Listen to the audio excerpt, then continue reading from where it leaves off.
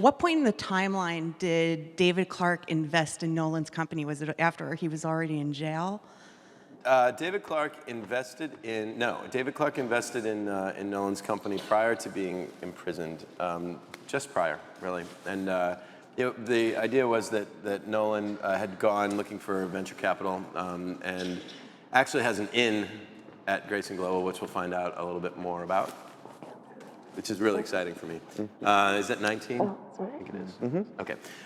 So anyway, he gets introduced to David, and David is kind enough and generous enough to take a really young, really ego-y, nerdy guy with an idea that doesn't make sense. What's this texting you're talking about?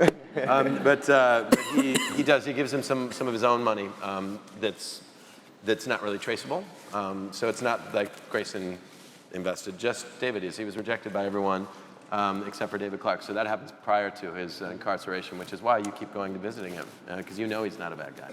Since David was the love of Victoria's life, why, if Charlotte is a product of that love, why was their relationship so distant? Why was David and Victoria's relationship? Oh, why? Well, I think that the idea behind that was that there's just so much pain when you look at somebody that reminds you of a terrible, terrible thing that you've done with your choices in your life, and that was how I justified it. I don't know how you did while you were performing it, but that was well, that's what I think. That's Because you wrote it that way. well, Because you wrote it. I don't know. Yeah, no, but I justified it because of the past that we talked about Victoria had. Oh, that too, of course. And I think that all of her focus was on Daniel being, the one solid man in her life. And I think that she's disowning so much of what she's done. I think you're absolutely right that she can't look at herself. Mm-hmm. She can't look at herself in looking at her daughter. There's some really interesting healing that we do very shortly between Victoria and Charlotte in acknowledging that David Clarke.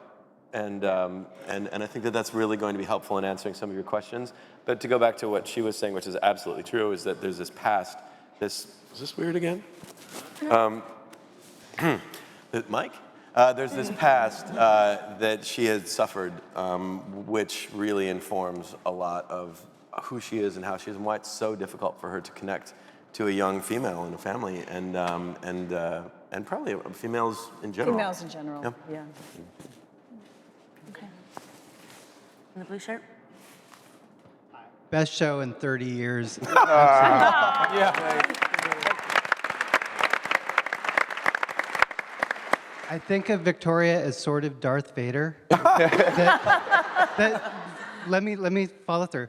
That she sort of went bad when she turned on David Clarke, and maybe not prior to. Are we gonna learn more there? Is there a good? That's really smart, and it's smart, and I think you're hitting on something. Yeah, I mean the fun of Darth Vader being the father of the hero, tragically who went dark. I think that's not it's a pretty accurate analogy in a lot of ways, but that arc was so satisfying for the Star Wars fans, and what I love about that is that it ends with this acknowledgement and this, forgiveness. I hold up more hope for Victoria and forgiveness than I do for that one. But you know what? I think everyone loves to fear and revile Darth Vader, but you don't have a show without him. So that's. I actually have a question. Will you meet me in the back parking lot? I mean, who'd you rather, Darth Vader or Victoria? Victoria, thank you. That was a self-serving question, but.